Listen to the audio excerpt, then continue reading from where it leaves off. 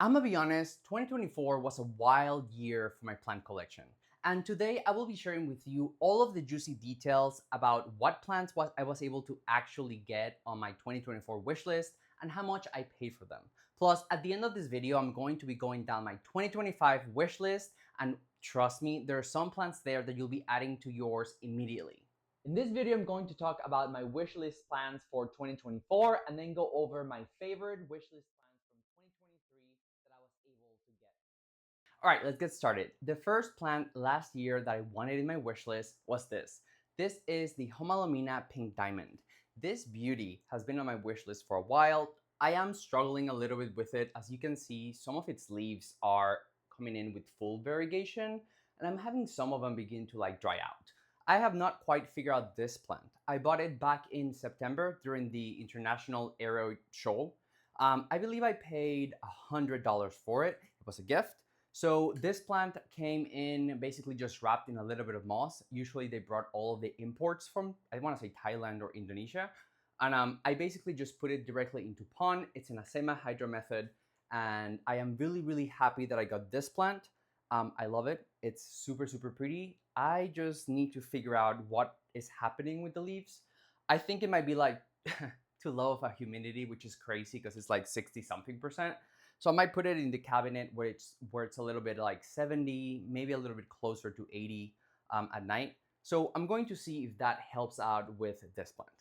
The second plant that I wanted last year was Caladium Thai Beauty. This is an incredible plant that certain people on Instagram have posted some incredible pictures, some amazing videos of how beautiful this plant has grown for them. So I wanted in my list. I proactively went and tried to get it a few times from different websites, but every time I ran into one that had it in stock, they would require me to buy a minimum of 10 bulbs, and then they would also ask or require you to buy different species to meet the minimum shipment. They kind of come almost like tulips in a bulb, and then you kind of grow it. So I don't know, I was a little iffy about ordering so many plants when I wanted just one specimen, and then it just seemed like a lot of work.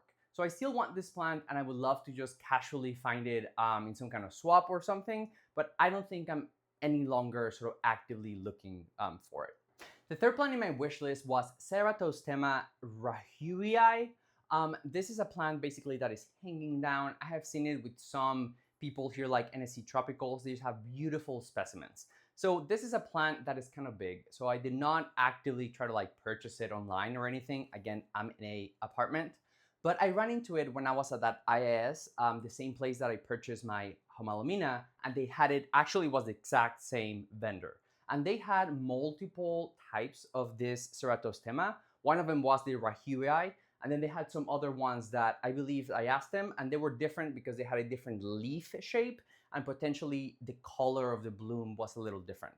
So luckily, I was really considering it, and the way it's sold is upside down, this huge sort of hanging just bush, and then the root ball is on top. So I was kind of standing by it, and this lady came by, and she was like, "Aren't they beautiful?" And I was like, "Yeah, I kind of want one. I'm just not sure." They were around $60, so the price was not the most. And then she proceeded to tell me a little bit of her experience, because she's like, "Yeah, I think I like this one. I own this one." She's like, "I have them hanging out." She lived locally here in Florida. And then she just kept saying to me "Oh, this plant just loves the humidity. Every morning I go and just hose it down with my hose, just up and down with water. It just likes to be clean, and it creates this beautiful growth, and it gets huge." And the more she kept describing this plant, I was just like, okay, okay. And when she was done, I was like, this sounds incredible and not the plant for me. It seems like it will require a lot of sort of space down. So it just has the container on top, but once it begins to kind of fall, it just gets really, really white. So I decided against purchasing it, even though it was in front of me in an available price, and kind of just decided to pass on it. So this plant, while beautiful, is no longer in my wish list, just because I don't think I have the conditions, and I don't think I will be able to enjoy or get some kind of joy out of that plant in an apartment. The next plant was basically a 1-2 combo, because last year it was not really clear like what Florida Beauty hybrids are actually going to make the cut. So last fall, we had a lot of like one-off specimens, or we had this lurking sort of like down the grapevine stories of a bunch of them being cultivated in tissue culture, and they were coming in 2024. Well, it did. And if you look around, you will find a lot of hybrids of Florida Beauty that are available now. A lot of them have to do with like tortum. I'm posting some of the ones because I can remember off the top of my head. All of them have the variegation that comes with Florida Beauty. It gives them a little bit of that leaf shape. So I'm still not sure how I feel about this hybrids, mostly because I already have my Florida Ghost and it got really big. So thinking of getting another one that's going to be the same sort of leaf shape, and all I'm changing is just the color itself, it kind of pushed me against the idea of purchasing one for hundreds of dollars. So you can still find like the tissue culture of any of these for, I mean, I'm posting about it, probably a few $100s. And then you can find big specimens from like the Rare Plant Fairy or whatever for like over $1,000. So it is still a very expensive plant. It's very much a new status kind of plant, but I'm not quite sure how I feel about them yet. So I am removing them from my wish list. I did not get them, but I saw them and they're available if you want one. Up next is a plant that I'm obsessed with, and I'm so glad I was able to get it. So this is my Philodendron Caramel Marble, and I do have a video about the whole tissue culture purchase, but long story short, this plant has reverted a bunch of times, and I had to basically just keep chopping the main stock that came in the tissue culture until I was able to get this beauty. So this one is the top part. So this is what the plant should be looking like this size if it would have been variegated. But I cut off the top and I put it here. Obviously it rooted and it just kept going as a Pluto. And then I just kept hoping that the shoots would be able to come out variegated. One of them didn't, and I have another Pluto basically, and then this one did. This plant has been flopping around a little bit, and a lot of y'all told me to put some moss around it, which you can see I did. And someone else said to put some leca in there, which you can see I did. So with the two of them, it is giving it a lot more stability. I am seeing the root grow. So thank you so much for that idea. I'm sure I thought of it, but thank you so much for commenting it. It is working. And I cannot wait for this plant to turn like this. I just hope that it maintains the high variegation, or at least like the orangey kind of vibe that it's getting. And hopefully maybe even a little more. I paid $95 for this plant when it came as a tiny little tissue culture, but I realized that it was reverting already in the flask. And that's what started this entire sort of like adventure chopping up the TC.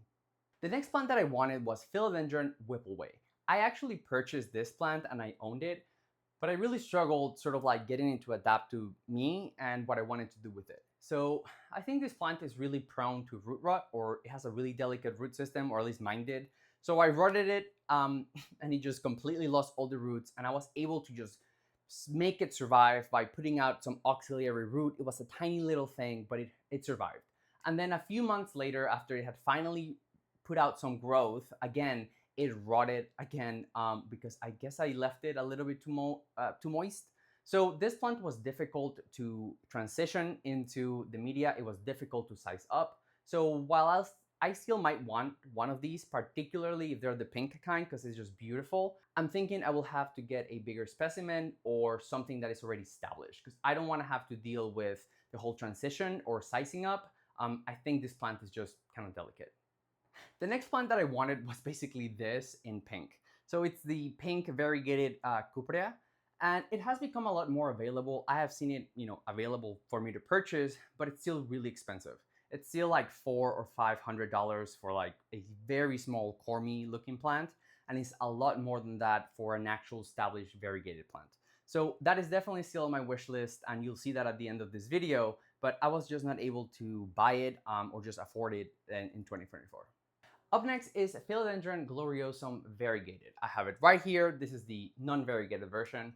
Over these past 12 months, I have really fallen out of love of crawling philodendrons. It has just not been really easy at all to have indoors, if I'm going to be honest. So while the Gloriosum is incredible, and honestly, it's really affordable now, the tissue culture has brought down the cost of the variegated, like the really pretty variegated one, for $200, like even a little bit less. Like you'll be able to find a very, very nice specimen that's already established for a couple $100s.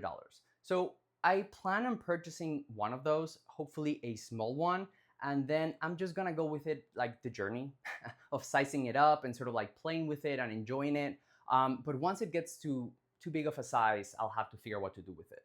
My issue with them is once they're big, it's not fun. Those petioles get out of control and they're super, super long, and yeah, it's not the fan. Next one is, well, Philodendron Billietiae Variegated. As you can see, I do have it, I do own it, and there's two little plants in there. But this is not the first iteration of this plant. So I've had this plant, I want to say for almost 6-7 months. And once again, it reverted. So I purchased it for $150 in a flask. I was like, okay, for a tissue culture, variegated Billietiae, 150 is not bad. Like it was like earlier in the year, like May or something like that. So I brought it home, it was doing just fine, and then it put out a green leaf. And I was like, it's fine. It's just one green leaf. Like we can survive this. And then it put out another green leaf. And I was like, okay, maybe it's not fine. This plant's about to revert. And then it was starting to put out a new one. And I was like, no, we're going to stop this. So I went ahead and chopped this plant once more into the stalk. So I have a couple other versions of this plant. As you can see, this is one exact same plant, exact same stalk. This is just one of the offshoots that was not variegated. There's a little one on the side that was also not variegated. This one right here is another one that it came out, not variegated. And then I want to say the original top that is a lot bigger is sitting somewhere over there. I kind of just ignored it because, again, it's not variegated and I have plenty of Billietiaes. Luckily for me, the last sort of hooray that I had, it was these two tiny little growth points. And both of them are coming through. I mean, come on, look at that. I'm harassing the camera so it focuses on it.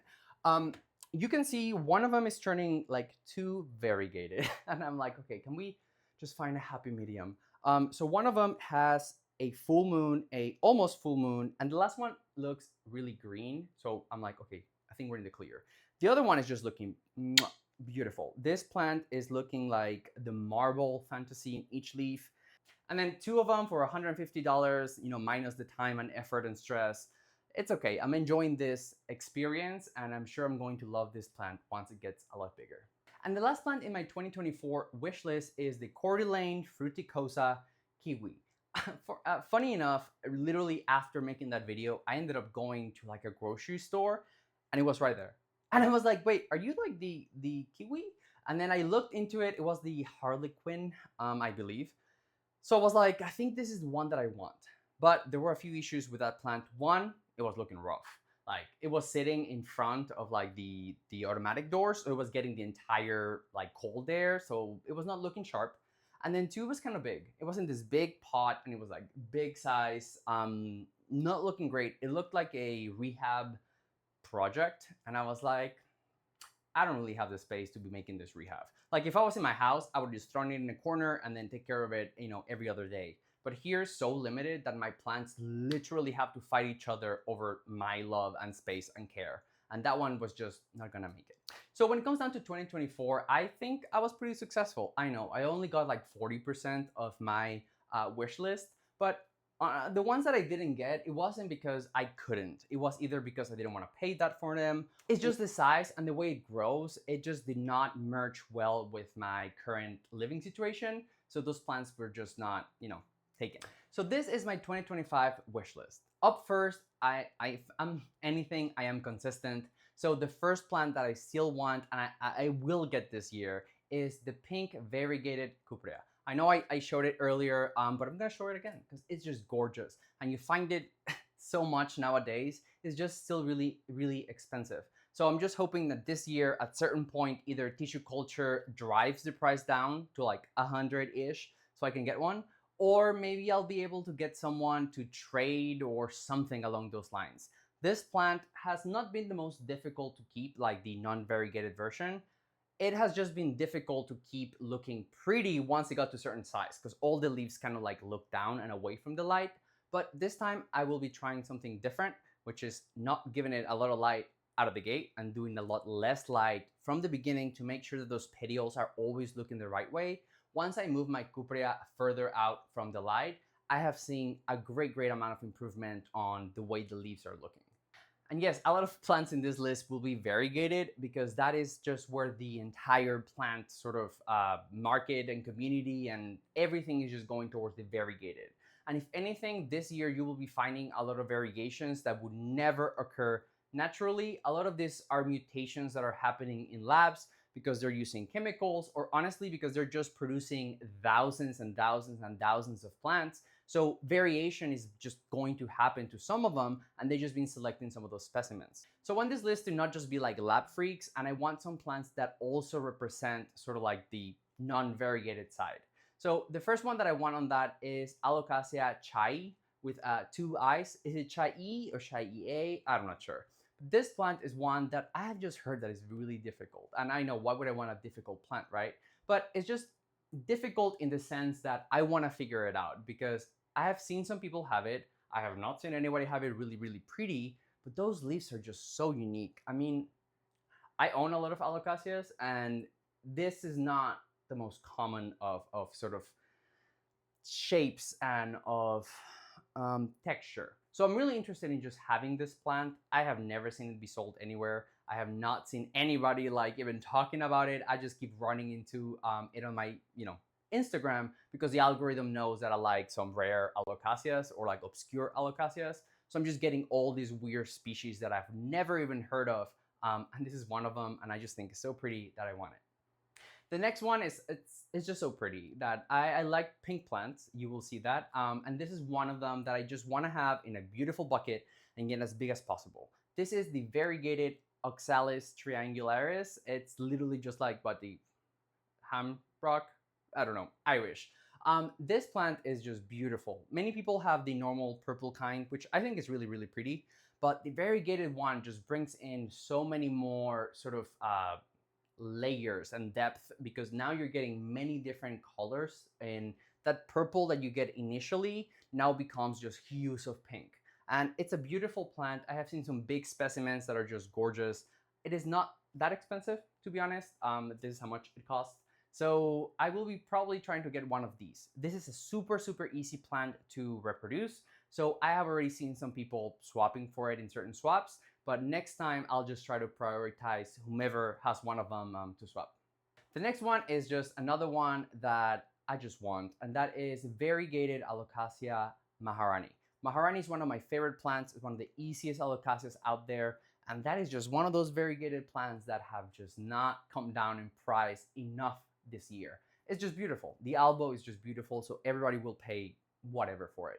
But eventually, tissue culture will get it to $100, and I'll be there waiting for it. Look at it. It's gorgeous. I love this plant. I would love to have it variegated, and I'm sure this one is already in your list, and I hope we both get it this year. This one is another one of those obscure Alocasias that the algorithm just throws my way, and this is Alocasia Shattered Glass. Initially, I thought it would be like the Hilo beauty. People label it as Alocasia, but it's not. It's a Colocasia. Those plants are very much related, but not the same. So some plants just get thrown into the Colocasia and they get reorganized. And I thought this was one of those situations.